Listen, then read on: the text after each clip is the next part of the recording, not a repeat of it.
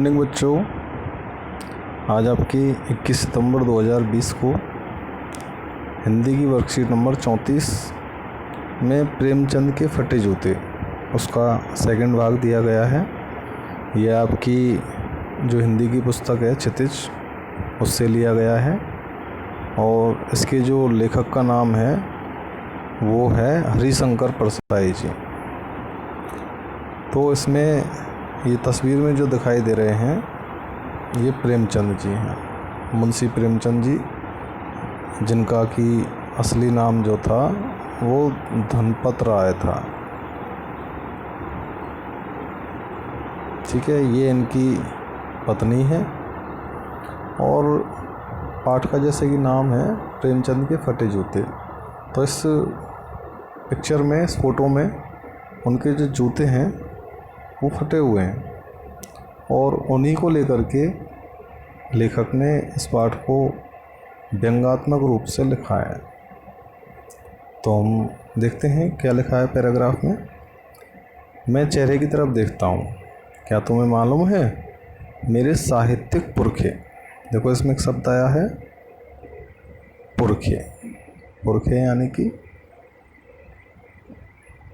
पूर्वज, हमारे पूर्वज। पूर्वज जैसे कि हमारे दादा हैं, दादा के पिताजी हैं, दादा हैं, यानी कि हमारी हमसे पहले की जनरेशन। तुम्हारा जूता फट गया है और उंगली बाहर दिख रही है, क्या तुम्हें इसका जरा भी एहसास नहीं?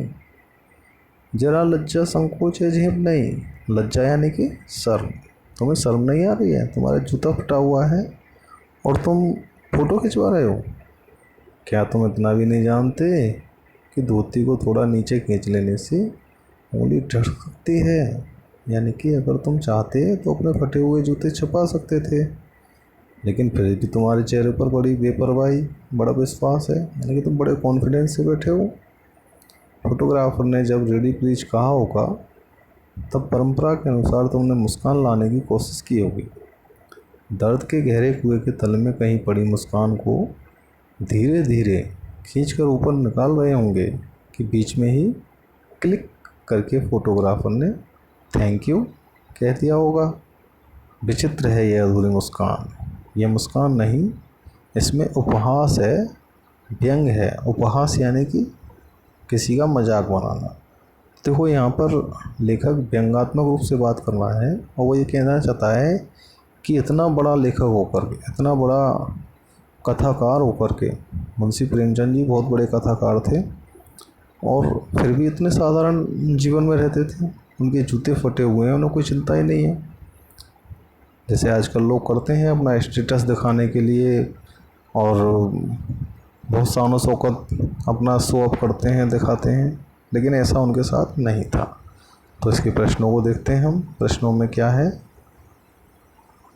देखो पहला प्रश्न, साहित्यिक पुरखे किसे कहा गया? तो साहित्यिक पुरखे किसे कहा गया है? साहित्यिक पुरखे कहा गया है इनको। ये कौन है? प्रेमचंद जी।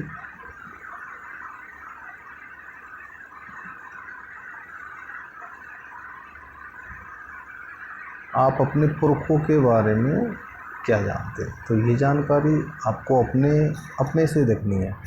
जैसे कि आप अपने दादाजी के बारे में जानकारी लिख सकते हैं। दादाजी के पिताजी हो सकते हैं, यानी कि आपके पिताजी के जो दादा हैं उनके बारे में लिख सकते हैं। आपकी नानी के बारे में लिख सकते हैं, नाना के बारे में लिख सकते हैं, या और भी कोई बुजुर्ग, एक दो कितने भी। ठीक है, ये आपको स्वयं लिखना है। अगला देखो, लेखक को प्रेमचंद की मुस्कान में क्या दिखाई देता है? तो लेखक को प्रेमचंद की मुस्कान में क्या दिखाई देता है? उपहास और व्यंग। क्या दिखाई देता है? उपहास और व्यंग।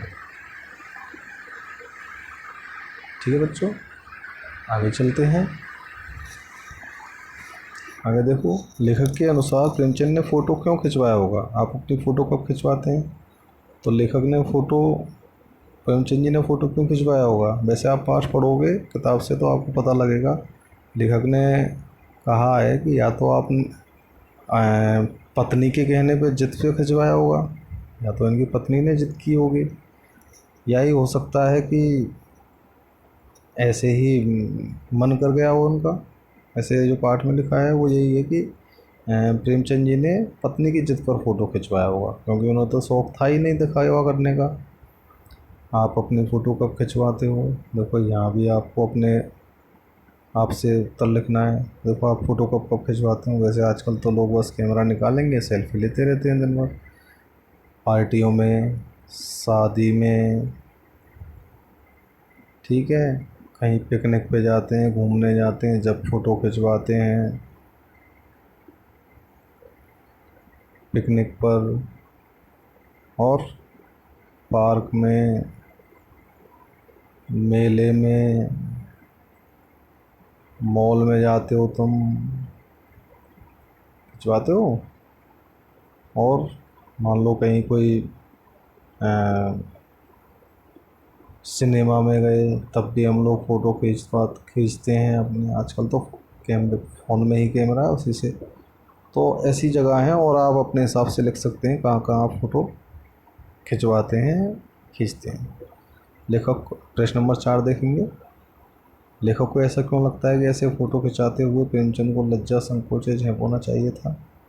तो लेखक को ऐसा इसलिए लगता है क्योंकि इतना बड़ा लेखक, कथाकार है, कहानीकार है, इतने बड़े आदमी पर भी फटे हुए जूते पहन करके और फ़ोटो खिंचवाते हैं, तो उन्हें शर्म आनी चाहिए, क्योंकि उनको तो बहुत बड़ा नाम है उनका। तो उनको क्या करना चाहिए? दिखावा करना चाहिए।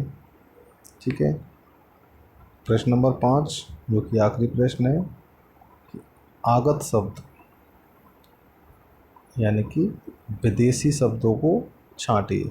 अब देखो हम लोग पढ़ते हैं हिंदी में, हमारे तो बहुत से ऐसे शब्द आते हैं जो कि हिंदी के नहीं है। जैसे कि अब ये रेडी प्लीज, ये इंग्लिश का शब्द है। तो ऐसे ही इसमें देखो कौन से आए हैं शब्द। क्लिक आया है, थैंक यू आया है, और फोटोग्राफर भी अंग्रेजी शब्द है। तो इस तरह के जो शब्द हैं वो यहाँ पर लिखने हैं। ठीक है बच्चों, ये आपकी आज की वर्कशीट है। इसके अलावा साथ ही आप इस पाठ को अपनी क्षितिज की जो पुस्तक है वहाँ से पढ़ेंगे तो आपको और ज़्यादा जानकारी मिलेगी। बच्चों, पढ़ाई के लिए बिल्कुल लापरवाही नहीं करनी है, क्योंकि स्कूल अभी खुल नहीं पा रहे हैं, तो आपको घर से ही मेहनत करनी है। अध्यापकों के संपर्क में रहें और अपना ख्याल रखें। वर्कशीट करने के लिए यहाँ पर अपना नाम ज़रूर लिखें और यहाँ अपने टीचर का नाम लिखें, और अपनी वर्कशीट कंप्लीट करके और अपने टीचर के पास सेंड कर दें।